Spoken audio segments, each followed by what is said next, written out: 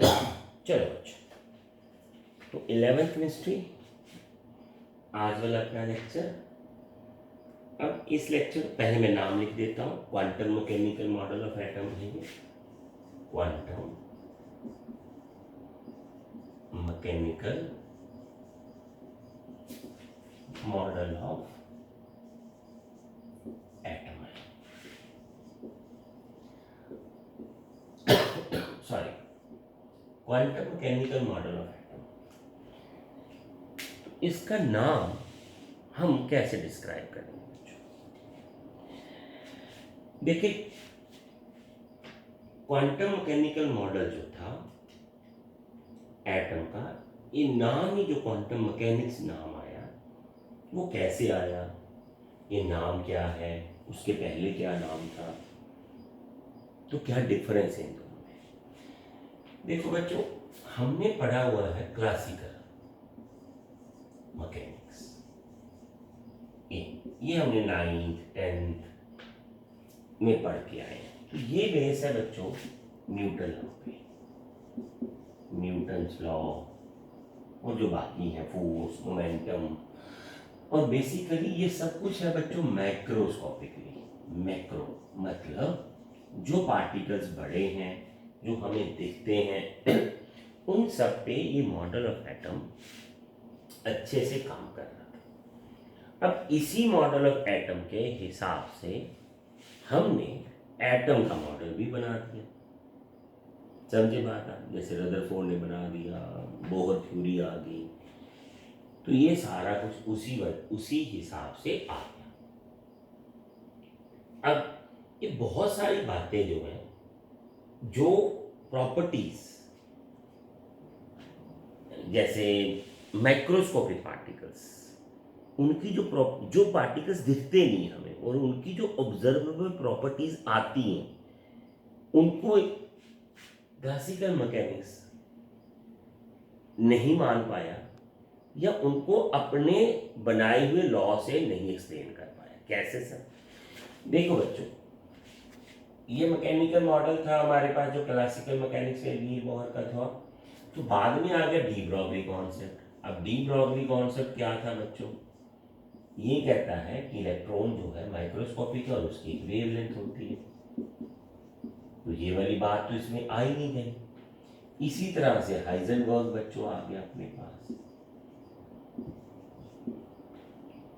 Concept of uncertainty, delta x delta p greater than or 4h पाई। अब ये कहता कि आप तो मेजर ही नहीं कर पाते। तो क्लासिकल जो मैकेनिक्स है वो किसी भी बॉडी के एग्जैक्ट मास, एग्जैक्ट वेलोसिटी की बात कर सकता है। कार चल रही है तो हम बता सकते हैं उसकी एग्जैक्ट वेलोसिटी क्या है, बॉल की, जब की।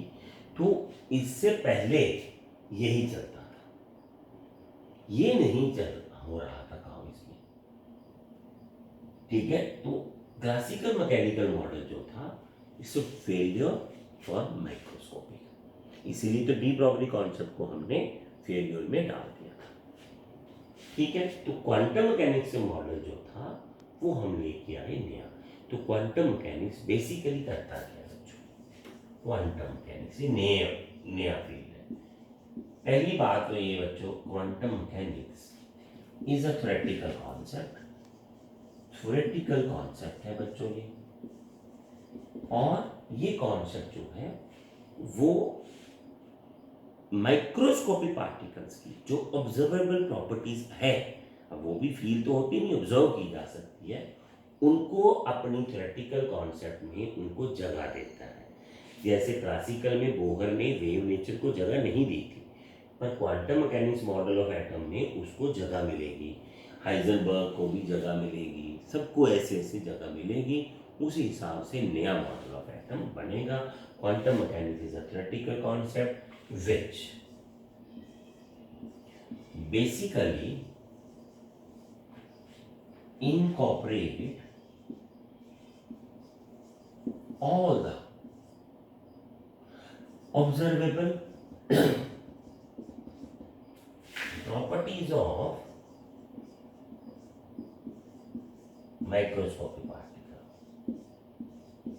microscopic particles.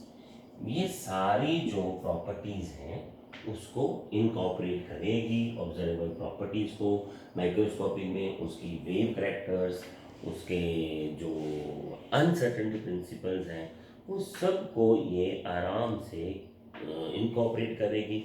अब ये जो थ्योरी थी बच्चों, ये थ्योरी जो क्वांटम मैकेनिक्स था, given by this concept was given by, किसने गिवन किया था? Given by Heisenberg. देखिए ये आपने नाम सुना हुआ है, अब नाम सुना तो उसी का तो था ये प्रिंसिपल, तो वो बोलता है कि ये प्रिंसिपल को आप उसमें डाल लो, ठीक है ना। और एक थे बच्चों अपने पास एरविन स्क्रॉडिंगर, ठीक है। इन दोनों ने 1926 से लेके 27 में इंडिपेंडेंटली दिया था। हाइजेनबर्ग ने ये कॉन्सेप्ट अपने हिसाब से दिया था, स्क्रोडिंगर ने ये कॉन्सेप्ट अपने हिसाब से दिया था, ठीक है बच्चों। अब ये जो मॉडल एटम था ये हमें बहुत काम का आया, ठीक है। तो इलेक्ट्रॉन्स में इसको स्क्रोडिंगर ने एक इक्वेशन दी थी, उस इक्वेशन के अकॉर्डिंग जो एटम है, एटम में इलेक्ट्रॉन है, उसके बिहेवियर को अंडरस्टैंड करने की कोशिश की गई। यानी आप ये समझ लो कि इलेक्ट्रॉन के जितना बिहेवियर था उसको एक इक्वेशन बंद करने की कोशिश की गई। अब इलेक्ट्रॉन के बिहेवियर को एटम में समझने के लिए उस इक्वेशन को सॉल्व करना पड़ता है, उसी से पता चलता है उसके बिहेवियर का, और उसको बोला जाता है स्क्रोडिंगर वेव इक्वेशन, ठीक है। तो इसने दिया था। अब Schrödinger wave equation, now electron behaviour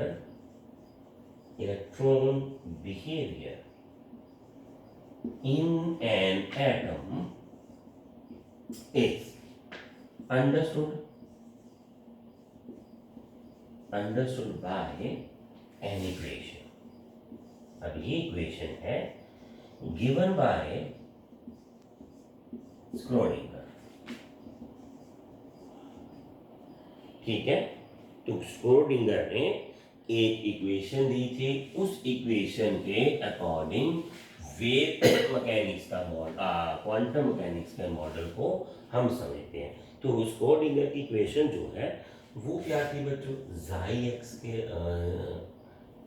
double derivative of जाई स्क्वायर वाई, ये अभी हम करते हैं, ठीक है। ये अभी एज का हम करते हैं बात, वाई स्क्वायर जाई स्क्वायर वाई जाई डेल स्क्वायर प्लस। अब ये इक्वेशन को आपको अच्छे से समझना पड़ेगा, और ये इक्वेशन में हमने बहुत सारी बातें जो है वो जितनी भी उसके मॉडल्स हैं एटम में वो सबको हमने इनकॉर्पोरेट कर रखा है, ठीक है। तो ये आपको ऐसे मानना पड़ेगा इज इक्वल टू 0। अब आपने देखा होगा कि प्लैंक का कांस्टेंट भी आया अपने पास, तो ये आ गया अपने पास, ठीक है। तो ये है इक्वेशन गिवन बाय स्क्रोडिंगर। अब इसको इक्वेशन को अच्छे से समझते हैं, ठीक है। पहले तो ये देखते हैं, पहली बात तो ये व्हाट इज जाए। जाए जो है देखिए, जो थ्योरेटिकल कॉन्सेप्ट था डी ब्रॉगली का, वो तो था वेव करैक्टर पे lambda h by m b. अब उस लैम्डा को, वेवलेंथ को मॉडिफाई करके स्क्रोडिंगर ने अपनी एक इक्वेशन को तैयार करने की कोशिश की और वहां डाला एक शब्द वेव फंक्शन। आप देखा यहां लैम्डा नहीं दिया उसने, तो वेव फंक्शन बेसिकली ही बहुत बड़ी बात थी तब इक्वेशन। अब वेव फंक्शन है क्या बच्चों? ये है एम्पलीट्यूड ऑफ वेव, ये वाला, that is amplitude of a wave. ये आ गया ऑफ इलेक्ट्रॉन, यहां इलेक्ट्रॉन। अब ये क्या है बच्चों? देखो अभी आपके लिए इस +1 लेवल में इसको थोड़ा सा अंडरस्टैंड करना मुश्किल हो जाएगा, पर ये है क्या? देखिए ये है डबल डेरिवेटिव है। डबल डेरिवेटिव मतलब एक बार डेरिवेटिव वेव फंक्शन का किया विद रिस्पेक्ट टू एक्स, जैसे हमने फिजिक्स में किया था, फिर दोबारा किया गया। ये एक्स वाई एंड जेड है क्या बच्चों, ये कोऑर्डिनेट एक्सिस है अपने, x y z are coordinate axis है अपने, ठीक है, कोऑर्डिनेट एक्सिस है। एक तो ये पता चल गया अपने आप को, ठीक है, ये हमारे पास कोऑर्डिनेट जो है वो एक्सिस है बच्चों, ये ध्यान रखना आपने, ठीक है। ये अभी रेजिस्टर ले लिया हमने, इसको थोड़ा सा हटा देते हैं बच्चों, ये आ गया। अब आगे क्या क्या है बच्चों, एन क्या है, मास ऑफ इलेक्ट्रॉन है बच्चों, मास ऑफ इलेक्ट्रॉन है। तो एच क्या है बच्चों, प्लैंक, ठीक है, ये प्लैंक्स कांस्टेंट है आपके पास। ई क्या है बच्चों आपके पास, ई टोटल एनर्जी है, टोटल एनर्जी है अपने पास। और V क्या है बच्चों, पोटेंशियल एनर्जी है, ठीक है। तो इस इक्वेशन को हर जो हाइड्रोजन एटम के लिए सॉल्व किया। सो दे सॉल्व दिस इक्वेशन। अब देखो बच्चों की मैथमेटिकल पार्ट है, मैं पहले एक छोटी सी दे this equation was solved for hydrogen atom, H atom के लिए इसको सॉल्व किया गया और वहां से बहुत कुछ बातें समझी। पहली बात, अब आपके दिमाग में एक बात बैठ जानी चाहिए, ये कहना electrons are moving in a circular orbit, ये किसी हद तक अब सही नहीं है। जैसे बोहर ने रदरफोर्ड ने लिया था, अब सही नहीं है। कुछ ये समझ लगी। इक्वेशन को सॉल्व करने के बाद मोशन ऑफ इलेक्ट्रॉन की अंडरस्टैंडिंग है, कहीं वो सर्कुलर पाथ में घूम रहे हैं तो कहीं वो लोब पाथ में भी घूम रहे हैं। जैसे ये मान लीजिए ये आपके पास इलेक्ट्रॉन है, तो ऐसे भी वो घूम रहे हैं न्यूक्लियस के अराउंड, ऐसी दो लोब्स बना रहे हैं, ये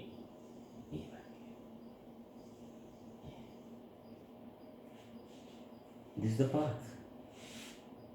अब वो ऐसे भी घूम रहे हैं बच्चों, ऐसे भी घूम रहे हैं अराउंड द न्यूक्लियस। ये बहुत कॉम्प्लेक्स स्ट्रक्चर बनती है बच्चों। अब इस लेवल पे आप इतनी डिटेल में इसको नहीं समझ पाओगे, तो ये सॉल्यूशंस का कुछ हम जो बेसिक्स है वो हम अब आपके लिए करेंगे। इसके बहुत सारे सॉल्यूशंस आए बहुत सारे सॉल्यूशंस आए इस मैथमेटिकल इक्वेशन के, कुछ लग रहे थे कुछ नहीं लगे, समझे बात आप, कुछ तो लग रहे थे कुछ नहीं लगे। अब जो लगे वहाँ हाइड्रोजन के लिए वो हम आपसे बात कर रहे हैं अभी। तो वो क्या बात बनती है कि ईच जो इक्वेशन का सॉल्यूशन से पता चला, समझे बात। तो पहली बात तो ये पता लगी अभी भी कि जो electrons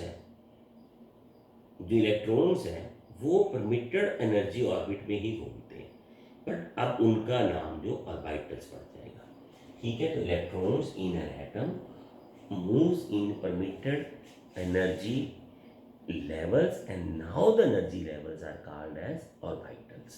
Now the energy levels are called as orbital. So the permitted energy levels in which electrons are revolving are called orbital. ठीक है। So the permitted, आप बोलोगे सर permitted वर्ड क्यों बोल रही हो आप बार बार, permitted energy level in which electron are revolving is called orbitals. अब ऑर्बिटल्स क्या है बच्चों, बेसिकली बच्चों उन्होंने इसमें हाइजेनबर्ग को इनकॉर्पोरेट किया था, क्योंकि हाइजेनबर्ग की खुद की तो थ्योरी है, साथ ही दोनों ने मिलकर तो दी है। तो ऑर्बिटल वो स्पेस होती है अराउंड द न्यूक्लियस जहां इलेक्ट्रॉन के मिलने की पॉसिबिलिटी है, ठीक है। ऑर्बिटल अब ब्रैकेट में लिख लेते हैं, the space around the nucleus where electron finding probability is more, ठीक है, तो जहाँ इलेक्ट्रॉन के मिलने की प्रोबेबिलिटी बहुत ज़्यादा है, हमने उसको बोल दिया इसका जो क्या बोलते हैं इसको, ठीक है बच्चों, ऑर्बिटल बोलते हैं। तो प्रोबेबिलिटी वाला ये वाला फंडा आ गया, ठीक है। अब इसको देखते हैं बच्चों, ये एम्पलीट्यूड वाला, ये कौन सा कॉन्सेप्ट है, ये डी ब्रोगली का कॉन्सेप्ट है। तो डी ब्रोगली ने अपने को जो कॉन्सेप्ट दिया था, उसके कॉन्सेप्ट के हिसाब से एक बहुत बड़ी बात की बच्चों। देखिए ध्यान से सुनना बच्चों आपने, ये तो आ गया मेटल ऑर्बिटल। यहाँ यहाँ जो मैं बात करने वाला हूँ वो बात आप ध्यान से देखना। ये कहता है कि एनर्जी जो है इन एन एटम, ठीक है, इज एनर्जी लेवल्स बोल देते चलेगा, energy level in an atom is quantized. Is quantized मतलब हर एनर्जी लेवल के बीच में गैप है, ठीक है ना, वो वहां आ सकता है। मतलब यहां उसने क्या किया बच्चों, आप इसकी चालाकी को समझो। यहां उसने बोहर की थ्योरी को इनकॉर्पोरेट कर लिया, ठीक है। तो बोहर ने बोला था कि एनर्जी लेवल जो है फिक्स एनर्जी पाथ्स है, ठीक है, और they have energy difference between them. अब एक से दूसरे पे जंप करता है तो उतने गैप की एनर्जी को छोड़ता है, सारी एनर्जी नहीं छोड़ सकता। तो energy levels in an atom are quantized and this is due to xi of electron wave. अब मैं आपको ये बताता हूं बच्चों, अब बोहर की थ्योरी को पढ़ो, अब बोहर की थ्योरी को कहीं से भी पढ़ लो, ठीक है। वहां वो आंसर नहीं है कि why there is a gap between energy level, वो आंसर नहीं है। ठीक है कि वो गैप उसने हमें समझा दिया था हाइड्रोजन स्पेक्ट्रम को लेके, पर एग्जैक्ट एक्सप्लेनेशन तो थी नहीं ना, वो एग्जैक्ट एक्सप्लेनेशन नहीं थी वो। तो इन्होंने ये डाला कि वेव फंक्शन की वजह से वो क्वांटाइज्ड है। कैसे भाई, ये देखें हम जनरल बना रहे हैं बच्चों। तो ये पहला एनर्जी लेवल, अब वेव फंक्शन ये ले लीजिए आप इसको। अब इसको घूमने के लिए इतनी जगह चाहिए, तो सेकंड एनर्जी लेवल दूर आएगा क्योंकि उसको भी तो नीचे आना ना वेव को। ये अब एक एनर्जी लेवल दूसरे एनर्जी लेवल के पास तो हो ही नहीं सकता क्योंकि उनकी वेव खुद के टकरा जाएगी तो इलेक्ट्रॉन अपने पास बदल जाएंगे, तो वो धीरे धीरे कोलैप्स कर सकते हैं, पर एटम तो कोलैप्स कर नहीं रहा। Atom is a stable because Bohr had proved it. तो हमने भी वो मान लिया, पर हमने माना कि उनके वेव्स को घूमने के लिए जो स्पेस चाहिए बीच में, उसी वजह से एनर्जी लेवल के बीच में स्पेस आती है, जिसकी वजह से वो क्वांटाइज एनर्जी लेवल शो कर पाते हैं, जैसा डेफिनेट एनर्जी लेवल वाला बोहर ने हमें बोल के बताया था। ये मान लिया आपने। अब यहां एक्सप्लेनेशन आ गई, समझे बात आप? तो बेसिकली जो ये वाला वेव फंक्शन है, जो मॉडिफाइड वेव फंक्शन है फ्रॉम द डी ब्रोगली में, ये हमें हेल्प कर रहा है ये समझाने के लिए कि ये बाई पाथ जो है वो क्वांटाइज हो सकते हैं। अब आगे आ जाओ बच्चों, अब इसका मतलब ये है इलेक्ट्रॉन का, ये है इलेक्ट्रॉन का एनर्जी लेवल का असली पार्ट, ये देखो। अब ये वाला, ये तो ये है फाइनल लाइन का कारण भी, क्योंकि इलेक्ट्रॉन कहीं भी आ सकता है ऐसे, ये तो इसको ऑर्बिटल बोलते हैं, the space where electron can move. अब वे शार्प लाइंस नहीं है, शार्प सर्कुलर लाइंस नहीं है, इसलिए इसने ये वेव फंक्शन को माना। अब हम क्या करेंगे बच्चों, इसके क्वांटम, अब इसको हम वाइंड अप कर देते हैं। हमने देख लिया, अब यहाँ से हम मॉडल एटम को लिख लेते हैं बच्चों। अब ये सारी जो थ्योरी हमने अभी जो सुनी है, देखिए ये पूरी डिटेल में तो थ्योरी अब कर नहीं पाएंगे हम। देखिए ये क्लासिकल मैकेनिक्स का एंड हो रहा है केमिस्ट्री में, माइक्रोस्कोपी, सॉरी फिजिक्स ये बोल ले, केमिस्ट्री बोल ले, कुछ भी बोल ले, तो ये माइक्रोस्कोपिक पार्टिकल पे हम ये मानते हैं classical theory will not ever ever work. तो क्या वर्क करेगा, क्वांटम मैकेनिक्स वर्क करेगा, बिकॉज वो एनर्जी पार्टिकल्स हैं, छोटे छोटे हैं, उन पे जो ऑब्जर्वर प्रॉपर्टीज आती हैं उन पे वो इनकॉर्पोरेट करता है। तो हमने मॉडल एटम जो नया बनाएंगे वो है हमारा क्वांटम मॉडल ऑफ एटम। तो ये कहता है कि एनर्जी ऑफ जो इलेक्ट्रॉन है इन एटम इज क्वांटाइज्ड। तो quantum model of atom, quantum model of atom ये हम लिख लेते हैं। पहले energy is quantized, energy in an atom is quantized है ये तो। अब ये तो हमें पता चल चुका है बच्चों, हमने ये देख भी लिया है अभी। तो एक्जिस्टेंस जो है क्वांटाइज एनर्जी लेवल जो है वो वेव फंक्शन की है, and it is due to जाई। तो ये जाई की वजह से है, ये भी हमने कर लिया है। ठीक है, तो exact velocity, exact position we can not find. ठीक है, ये वो हाइजेनबर्ग वाला exact position and velocity cannot be found of an electron in an atom. ठीक है, we can only say about the probability of an electron around nucleus and this space is called orbital। तो electron अपने orbital में स्थित रहता है, exact position बता नहीं सकते। अब आगे आ गया बच्चों, ठीक है, ये थर्ड पॉइंट।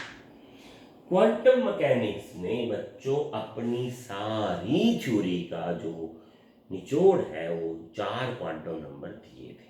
अब इसके बाद हमने नेक्स्ट लेक्चर में वही पढ़ना है। तो the position of an electron, the state of an electron, state मतलब उसकी एनर्जी, उसके every जो पार्ट है in of an electron in an atom is characterized by 3। so the state माने उसकी एनर्जीज, उसके पोजीशंस, उसके orbitals, every part, everything। state of an electron is in an atom is characterized by free quantum numbers। अब ये 3 quantum number में बच्चों नाराज इसने किसी को नहीं किया था, ये ध्यान रखने। 3 क्वांटम नंबर, फर्स्ट है बच्चों प्रिंसिपल क्वांटम नंबर। अब ये नंबर को n के साथ दिया। ध्यान रखना इसमें बोहर और रदरफोर्ड का सारा काम। n is basically Bohr Rutherford की थ्योरेटिकली जो या जो उसकी फाइंडिंग्स थी, जो उनकी सही फाइंडिंग्स थी। अब वो सारा तो गलत नहीं था ना, तो वो जो n था उसका एनर्जी लेवल का जो एनर्जी बताता था हमें हाइड्रोजन लाइक एटम में या सिंगल एटम में, वो कामयाब थे।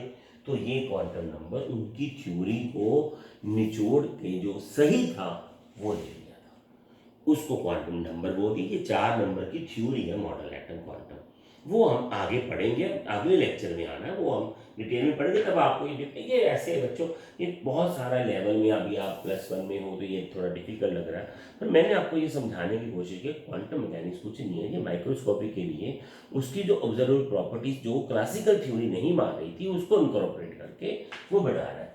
तो ये आ गया प्रिंसिपल क्वांटम नंबर। अब प्रिंसिपल क्वांटम नंबर जो है बच्चों एनर्जीज को कॉपरेट करता है, सबको करता है। सेकेंड आता है बच्चों azimuthal quantum number. Azimuthal quantum number ये भी था। अब इसको एल के साथ लिखते हैं। अब ये बड़ी बात थी, किसी भी एक एनर्जी लेवल में एटम इलेक्ट्रॉन जो है वो अपने सब लेवल्स बना पाता है। देखिए आपको मैंने बताया था कि वेव फंक्शन की वजह से उसको इलेक्ट्रॉन्स को घूमने के लिए, रोटेट होने के लिए स्पेस चाहिए होगी। अब एक इलेक्ट्रॉन दूसरे इलेक्ट्रॉन से या एक इलेक्ट्रॉन दूसरे जो इलेक्ट्रॉन से डिफरेंस पे जाएगा, ठीक है ना। तो एक एनर्जी लेवल पे अगर इलेक्ट्रॉन्स हैं, जैसे मल्टी इलेक्ट्रॉन वाला फंडा आएगा, जब वो भी बात रखी थी उसने, तो वो एल के साथ है। मतलब जो एक आपका एनर्जी लेवल है जो बोहर ने कहा था, देखिए अभी इसने झुठलाया तो बिल्कुल नहीं है, एनर्जी लेवल तो वही है जो बोहर ने बोले थे या रदरफोर्ड ने बोले थे, बट ये बोलते हैं कि एनर्जी लेवल्स में सब पार्ट्स हैं, क्योंकि इलेक्ट्रॉन्स होते हैं उनको घूमने के लिए वेव करेक्टर की वजह से वो अलग अलग थोड़ा घूमते हैं, तो वो सब पार्टिकल्स हो सकते हैं। थर्ड था बच्चों मैग्नेटिक क्वांटम नंबर। अब ये state is electron of an atom is characterize का मतलब ये है बच्चों कि ये उसकी पोजीशन को अच्छे से समझने का एक तरीका है, ये उसकी प्रॉपर्टीज को समझने का तरीका है। जो प्रॉपर्टीज उसकी होती है वो किसी और इलेक्ट्रॉन के लिए ऐसी नहीं होगी, ठीक है। तो मैग्नेटिक क्वांटम नंबर। अब ये जो बच्चों है ये m के साथ है। ये आपको पता होगा, जैसे जीमन और स्टार्क इफेक्ट आपको पढ़ाया गया था, failure of D bore theory, उसको ध्यान में रख के बनाया था कि वो मैग्नेटिक प्रॉपर्टी की वजह से वो कैसे अपने आप को रोटेट करता है, कैसे आपको अपने आप को वो ऐसी डायरेक्शन में घुमाने लग जाता है जहां वो स्टेबल हो। तो वो सारी चीज़ों को हम स्टडी करते हैं। ये सब कुछ बच्चों उस इक्वेशन को सॉल्व करने के बाद बनाया है। आपके जो सिलेबस में है ये तीनों का सिंपल वर्जन है आपके सिलेबस में, और कुछ नहीं है। तो साई जो है बेटे वो एटम में उसका फंक्शन को, ये वाला बात आ गई। अब ये समझ लगा बात आपको, ठीक है। चलिए आगे चलते हैं बच्चों। अब इसका जो अगला पॉइंट है बेटे वो है ये वाला। अब ये क्या है बच्चों, देखिए जाई के बारे में बात करते हैं हम अभी। तो जाई जो फोर्थ पॉइंट है, जाई जो है बच्चों ये उसके इलेक्ट्रॉन के एटॉमिक ऑर्बिटल, ऑर्बिटल माने उसके इलेक्ट्रॉन के एटम में न्यूक्लियस के अराउंड घूमने की या मिलने की स्पेस। तो ये जो जाई है वेव फंक्शन, ये इलेक्ट्रॉन के एटॉमिक ऑर्बिटल को स्पेसिफाई करता है। सो जाई wave function specify atomic orbital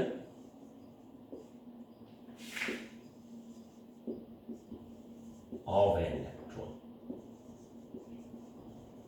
बस और कुछ नहीं करता है, इसका और कुछ सिग्निफिकेंस नहीं है अभी। पर जो साइज स्केयर है बेटे, इसका स्केयर ये है probability of an electron, probability of finding of an electron in an orbital।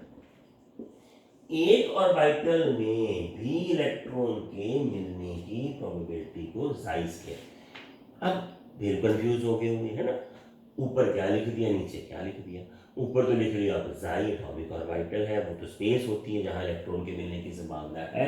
पर स्क्रोडिंगर ने वेव इक्वेशन को सॉल्व करने के बाद ये पाया था कि जाई स्केयर की वैल्यू से ये पता चलता है कि एक ही ऑर्बिटल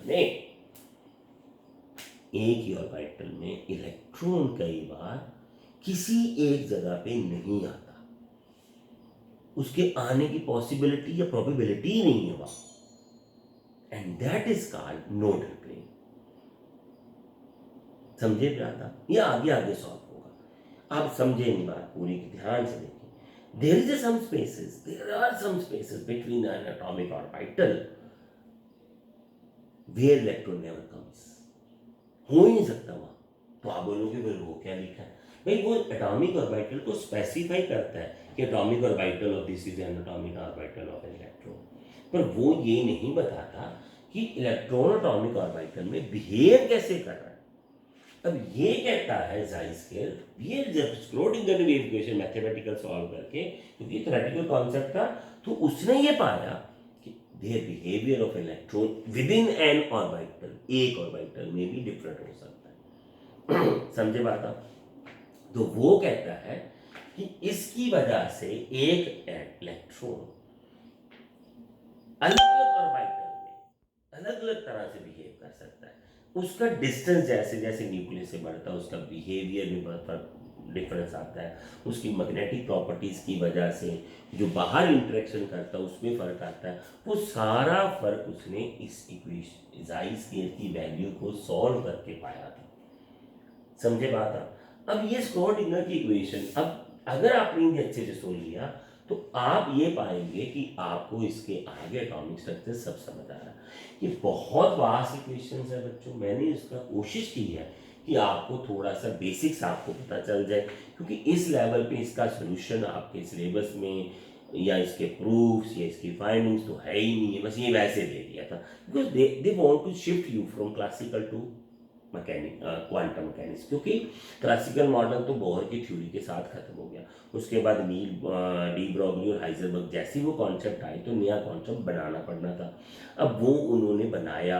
अब ये मैं बताता हूँ बच्चे, एजीमुथल, ये मैग्नेटिक, ये सब फाइंडिंग्स है इलेक्ट्रॉन के बारे में, जो जीमैन स्टार्क इफेक्ट ये सारे जो फाइंडिंग्स हमने की थी, उन फाइंडिंग्स को इकट्ठा करके एक थ्योरेटिकल कॉन्सेप्ट बनाया और हमने ये बोल दिया कि भैया जी ये आज से क्लासिकल थ्योरी अपने पास रखो, ये मैक्रो पे लगती है उसको वही लगाओ, पर ये हमारी नई थ्योरी आएगी जो माइक्रोस्कोपिक पार्टिकल्स पे लगेगी, उसके बिहेवियर को लगेगी।